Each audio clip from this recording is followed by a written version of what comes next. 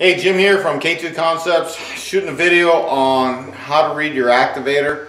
What I want to do before we get in the tank is talk about what happens in the tank. If you have not watched Activator Gun 101 and 102, go back and watch them. That'll tell you how to set up your activator guns. After that, then we got to start worrying about what happens in the tank.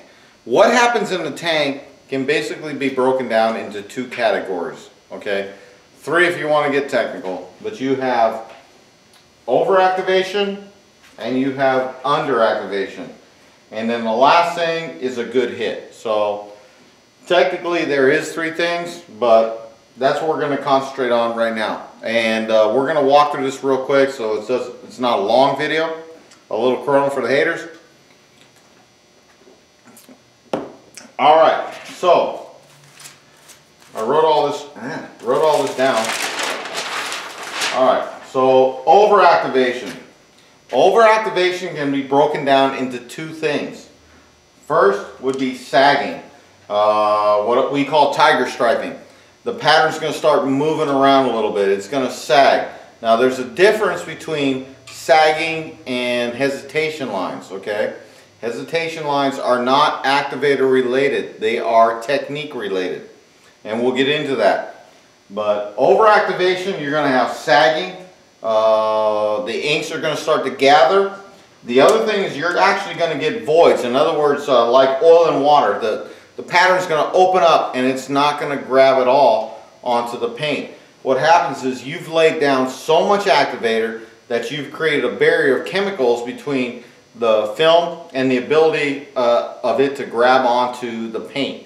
And it can't make it from here to there because there's so much chemical, so it just opens up and everything starts to pull away from it. So again, only two things happen with overactivation: sagging, which will result in tiger striping kind of, or you're going to see the pattern move around. It's going to, you know, zigzag on your product or whatever, and voids, which are going to be like oil and water.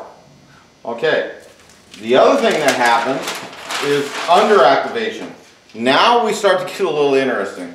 With underactivation, the first thing that usually we see is holes with jagged edges, okay? It's gonna look like somebody shot it with a shotgun. You've got all these little holes all over the place. There's no uniformity, and that's when you can tell that you've underactivated it. You've activated the film enough to where it turns into a liquid, but it can't stay a liquid. And that's what happens. It turns back into a solid and it's not going to adhere into your paint. Okay? So you're going to get major, or the first thing we notice is holes with jagged edges. You're going to see cracking, color fade. In other words, the ink can't stay a constant color, so it starts breaking down and stretching. So that's underactivation. And there's other things that happen. But with overactivation, two things: pattern sag and voids. And voids, what I mean by void is it's perfectly circular. There's a difference between holes with jagged edges and perfectly symmetrical holes. You got to look at it. You got to be able to read it. Once you pull, it's not all about having your pattern glass out. When you pull it out of the water, you got to be able to diagnose it. Okay, so with voids, they are perfect symmetrical. They're just opening up. Okay. Then you have holes with jagged edges on your underactivation, which are totally different. Cracking, color fade, and a couple other things. Lastly, there are things that happen that are not activator related. Okay. That's what you have to understand. When you're trapping air, if you've got holes that are symmetrical but they're in a line, or they're in a place where you can see that you trapped air. Voids, blowouts, you can look at it and tell that the pattern never made it. It's not that you pulled it out and then the pattern opened up. This is, voids are where the pattern never made it to begin with. You've trapped air. Okay, so in a line, voids, or blowouts where the water beats you. Okay, you've got to be savvy enough to be able to figure some of this out. And lastly, hesitation lines. Hesitation lines are different than tiger striping.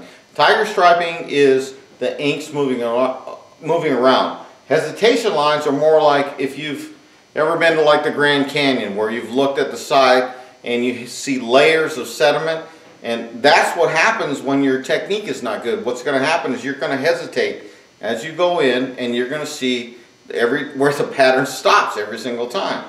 So there's a difference, all right? And these are all things that happen in the water. It sounds like there's a lot of them, but you can really break it down into two categories, which are overactivation, underactivation. Those are the two things that are activator related. The third is technique related.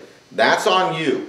That, you know, you're just going to have to get a little bit better at what you do to avoid everything that's not activator related, okay? So I thought I'd break that down. Again, over and under. Those are the only two things that happen in the tank, and a good hit, okay? Lastly is technique related, and we'll get into more of that as we go forward. So that's it for this video. I thought I'd break that down before we got in the tank so you guys get an understanding of what you can expect and start to diagnose your problems. Join us on the forum, k2forums.com. You need activators, supplies, you know, the activator guns. We have the GPI, the DeVilbiss, which we'll be doing more and more reviews on as we go into the tank. You guys are going to be really happy with that gun. If you haven't signed up for the Kansas class, please sign up for it. It is really, we've got probably 25 students already, so get in on that. That is taking place April 23rd, 24th, and 25th, and then we have the business seminar on the 26th. You can sign up for that on k2shoponline.com, and you can email me at k2forums@gmail.com. So that's it for this one. We hope you're having a good day dipping. We'll talk to you later.